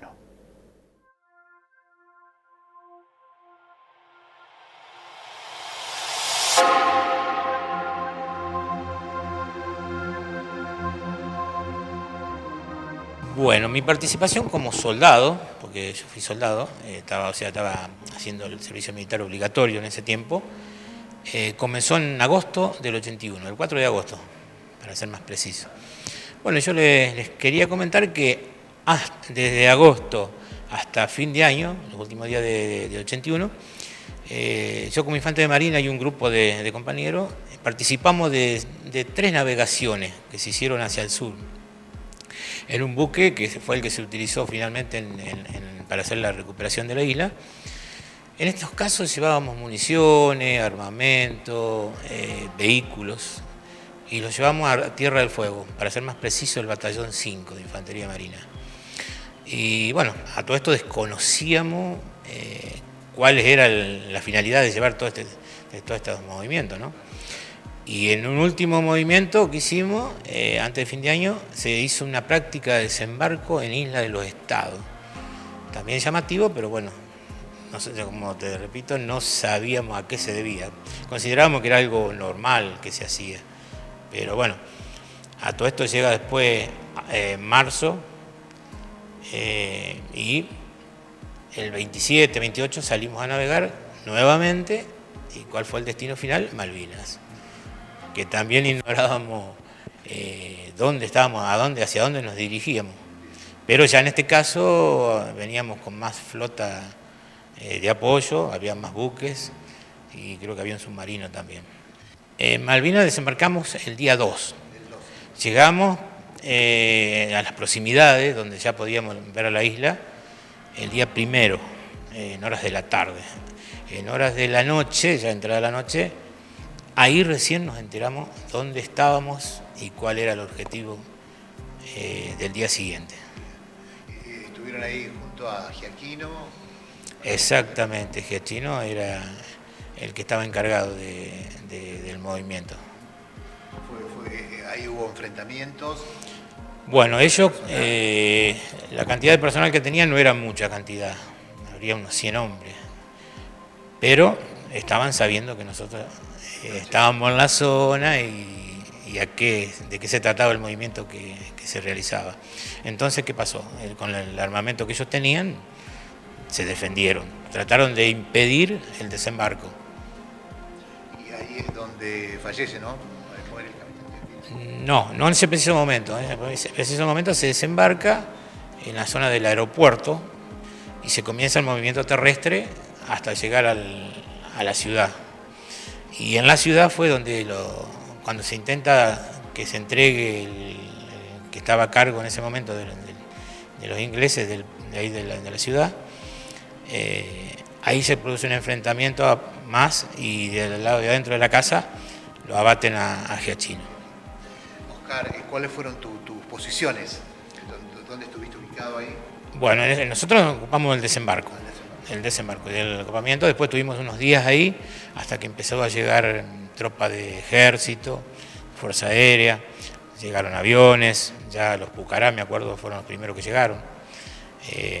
Y después nosotros fuimos traídos a Río Grande, Tierra del Fuego, donde nos ocupamos de la custodia del aeropuerto que era el lugar donde operaban los aviones del continente.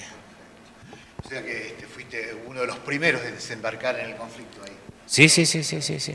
En ese momento, el día 2, tuvimos las bajas de Giachino, fue herido un cabo, y en otra isla, en este momento se me trabó, muere un soldado, Almonacic Mario, en la Georgia, perdón. En la Georgia. Oscar, digo, ¿qué sigue siendo Malvinas hoy para vos, digo, en lo personal, en tu vida, en lo diario, en lo todo? Y Malvinas creo que a mí es parte de mi vida. A mí me dejó, en lo personal, me dejó mucha experiencia. Aprendí mucho, sentí muchas cosas que creo que no lo habría sentido si no hubiese participado. Sentí miedo, pasé frío, pasé hambre, y me ayudó a ver cuando hay personas, en estos casos, a veces cuando hay catástrofe, ver las personas que tienen realmente necesidades, y eso hace que nos sumamos siempre, como ustedes lo habrán visto, en las ayudas y todas estas cosas, ¿no? Y seguir luchando, obviamente, para que las Malvinas sean argentinas de forma definitiva, ¿no? Sin duda eso.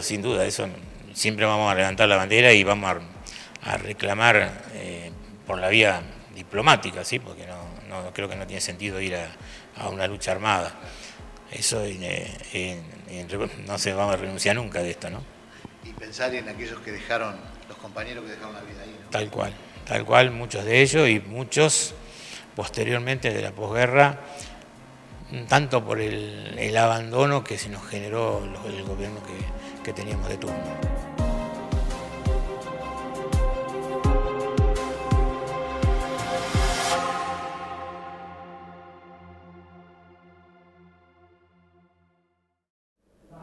Raúl Santoro es integrante del Centro de Veteranos de Malvinas de San Lorenzo. También nos deja el testimonio, es uno de los sobrevivientes del ARA Manuel Belgrano. Cuenta también su experiencia, era personal de cuadro, cómo fue ese momento, esa instancia cuando hunden al Belgrano.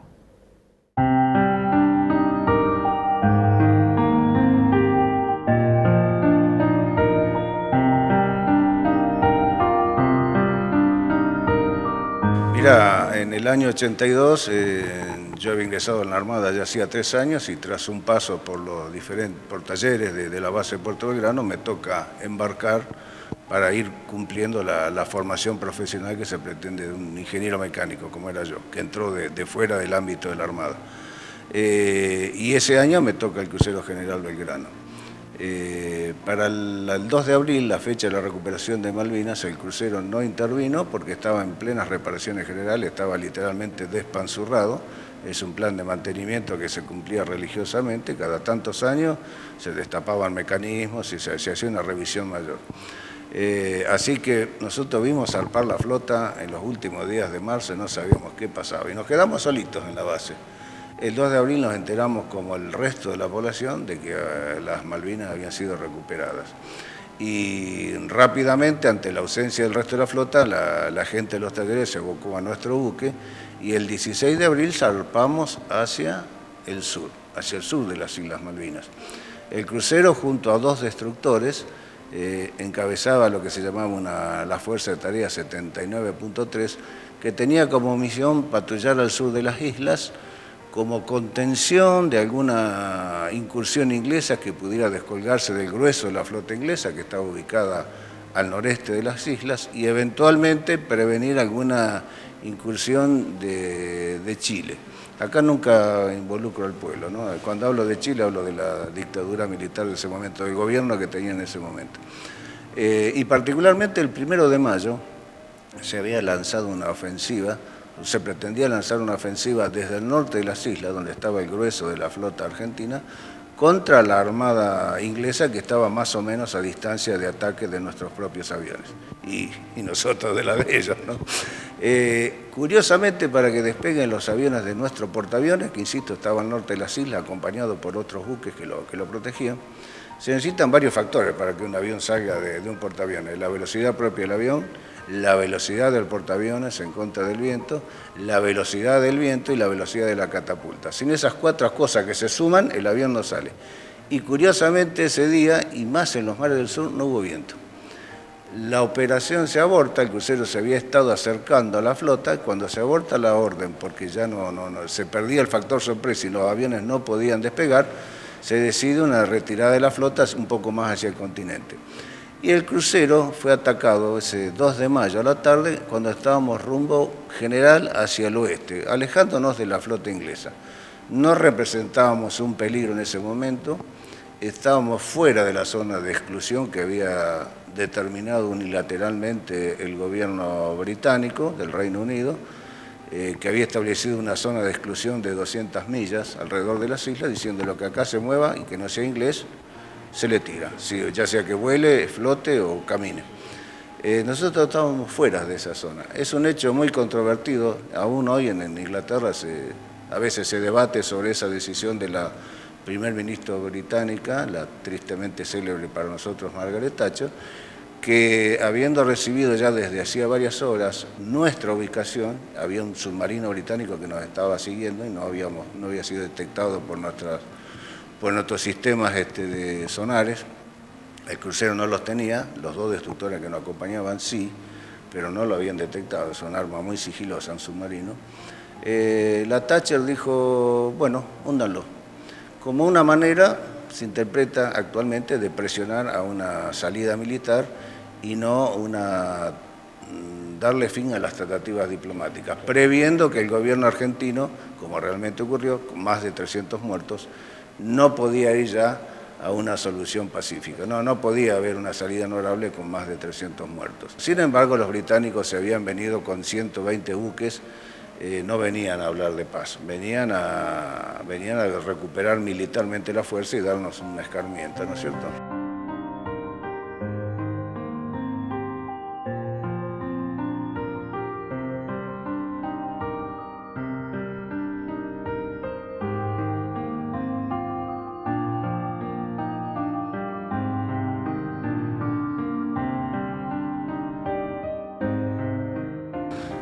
Yo estaba en un local muy profundo, debajo de la línea de flotación, por suerte a unos 70 metros de la proa, de la nariz del buque. Es un lugar que se llama la Central de Control de Averías. Debajo mío había combustible para calderas, delante mío Santa Bárbara, los depósitos de munición de los cañones, y atrás mío empezaban los compartimentos de calderas. Si algo llega a pasar por ahí, yo ni me entero, y obviamente hoy no estoy acá hablando con ustedes. Tuve la suerte de que un disparo le arrancó 15 metros de proa, de nariz al crucero, y el otro pegó cerca de la sala de máquinas de popa. Yo estaba en un lugar intermedio, y bueno, de ese impacto de popa creo que ahí quedaron afectados unos 300 tripulantes que no lograron salir. Yo tuve esa suerte. ¿Los tripulantes estaban en algún camarote? Sí. Primero en la sala de máquinas de popa, y en esa zona estaban también lo que se llamaban los sollados, los dormitorios de los maquinistas, todos cuchetas, espacios cerrados, con escaleras de salida, pero bueno, el torpedo entró ahí, había tanques de combustible, había tuberías a vapor. Eso fue un desastre. Yo a veces me lo imagino y salgo rápido de esos pensamientos porque me lo puedo imaginar con todos los detalles que yo quiera, pero no es bueno. Yo te puedo asegurar que hay cerca de 300 tripulantes no salieron de allí y 23 murieron después producto de quemaduras, heridas o congelamiento, ya en las balsas y algunos habiendo sido rescatados. Fueron 323 tripulantes que fallecieron en ese acto.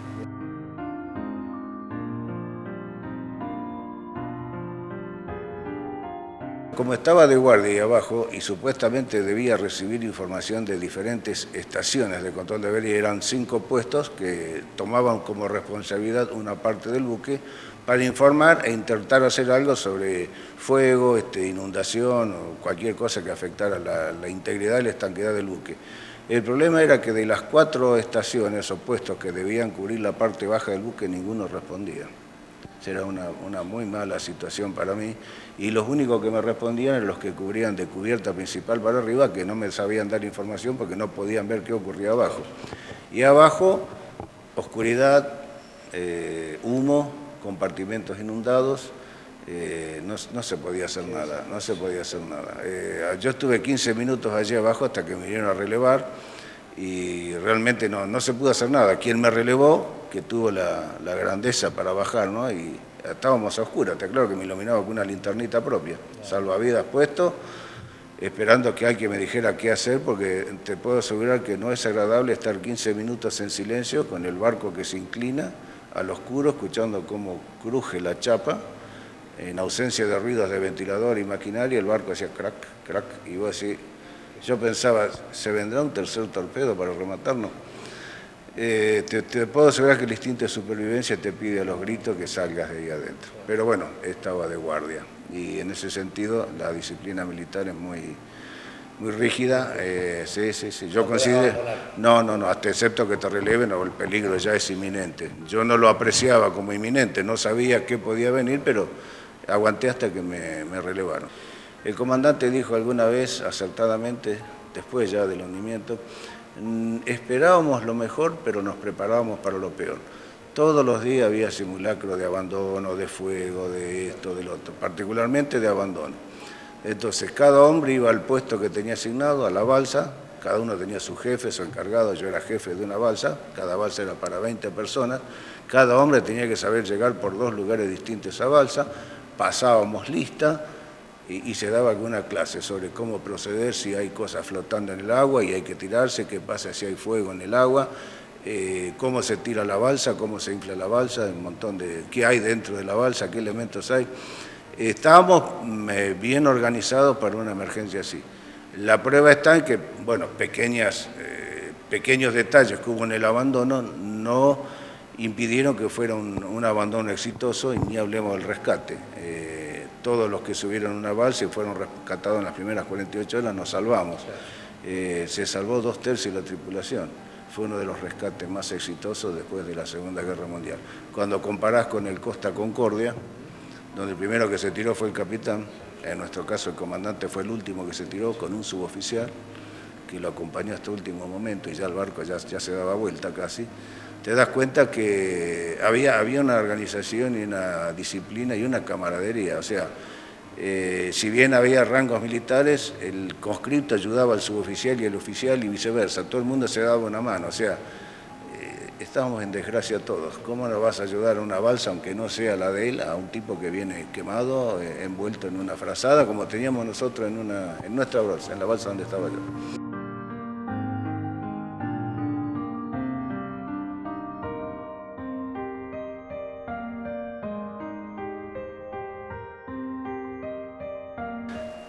Por un lado estás contento de haber sobrevivido a eso, por otro lado te da infinita tristeza todos los camaradas perdidos, no solo los del crucero, sino todo lo que se perdió en la guerra y haber perdido la guerra. Y todos los días es un balance de esas dos cosas, ¿no? Por supuesto los recuerdos vuelven todos los días, pero hay que salir porque si no te enroscas en una línea de pensamiento que no lleva a nada bueno. El crucero era como un hermano para nosotros, para los que nos gustaban los fierros, para los tripulantes en general, habían pasado generaciones de Malvinas por sus cubiertas, era un buque muy querido. Te puedo asegurar que fue una pérdida lamentable para la Armada, no hablemos ya de las vidas que se fueron, sino por el cariño que se tenía por ese buque en particular, ¿no? Había sobrevivido a la Segunda Guerra Mundial, tenía un pasado guerrero en la Segunda Guerra glorioso, de Pearl Harbor había zafado concretamente, pero zafó de ataques kamikazes, tenía una reputación de ser un buque de buena suerte. Bueno, esa buena suerte se terminó el 2 de mayo del 82, en una guerra para la cual ya no estaba preparado.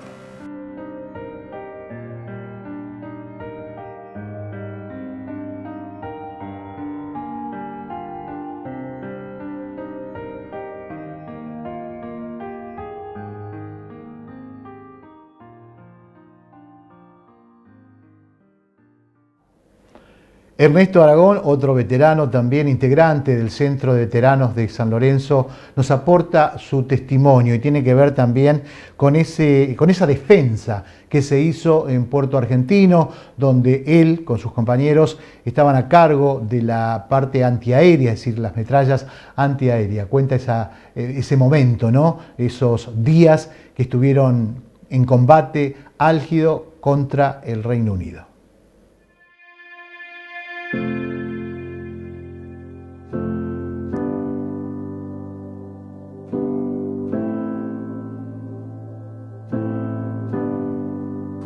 participación fue en la defensa antiaérea de Puerto Argentino. Yo pertenecía a un batallón de infantería que se llama Batallón Antiaéreo. Teníamos cañones y misiles antiaéreos. Los misiles que teníamos eran de un alcance de 5 kilómetros y los cañones eran un alcance de 3 kilómetros. Toda nuestra artillería estaba posicionada alrededor de Puerto Argentino y recibimos ataques los primeros días de mayo cuando nos empezaron a bombardear. Ahí tuvimos bastante participación. ¿Los objetivos estaban dando a los aviones, a los barcos? No, sí, lo nuestro era artillería antiaérea, solamente para defendernos del ataque de la aviación de ellos. Era una aviación muy pulsante, digo. Sí, fíjate que ellos, toda su tecnología era de última generación. Nuestros misiles se llamaban filoguiados, o sea, dependían de la buena puntería del guiador del misil. Ya para esa época era un poco viejo. Los cañones que teníamos también dependían de la buena puntería del que operaba el cañón. Pero asimismo le hicimos daño y bajamos un par de aviones.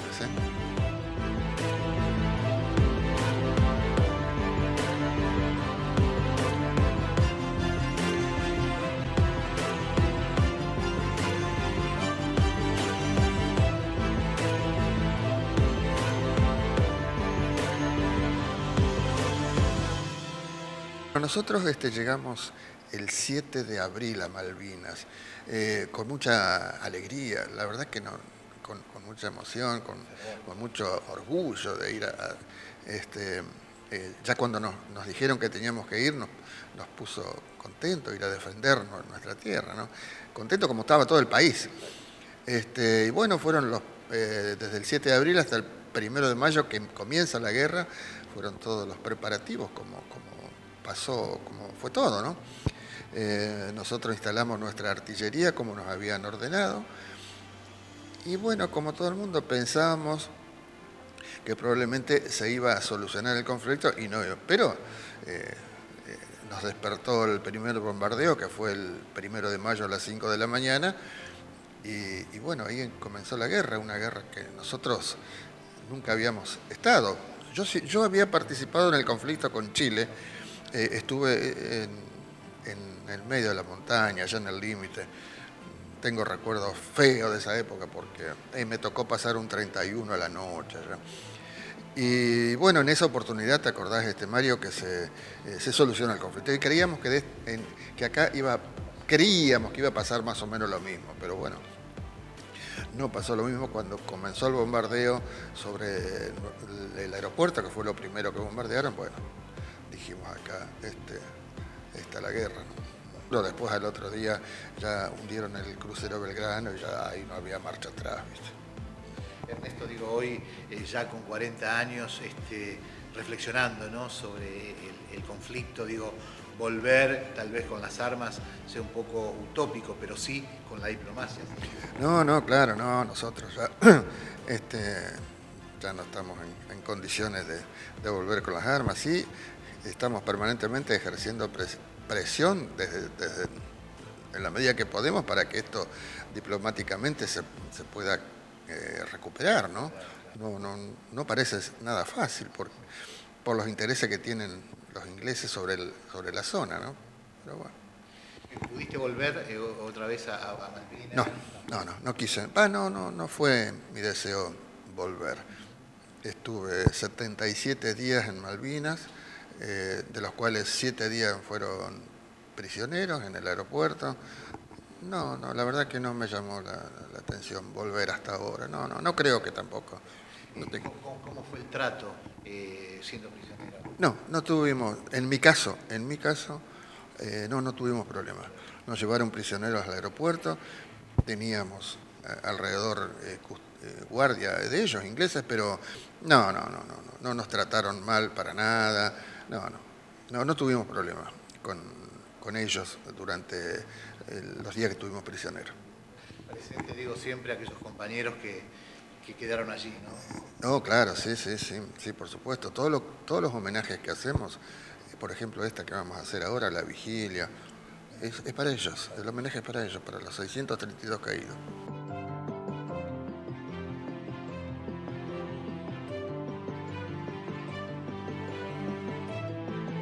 Malvinas para nosotros es un sentimiento, es algo especial. Nosotros vemos a alguien que usa cosas de Malvinas y se nos pone la piel de gallina, porque, viste Mario, se ha desmalvinizado tanto esta causa durante tantos años. Por suerte ahora estamos en un camino en que la gente está tomando conciencia, pero después de muchos años. Entonces cuando vemos alguien, cualquier persona que usa algo representativo de Malvinas, nos toca el corazón.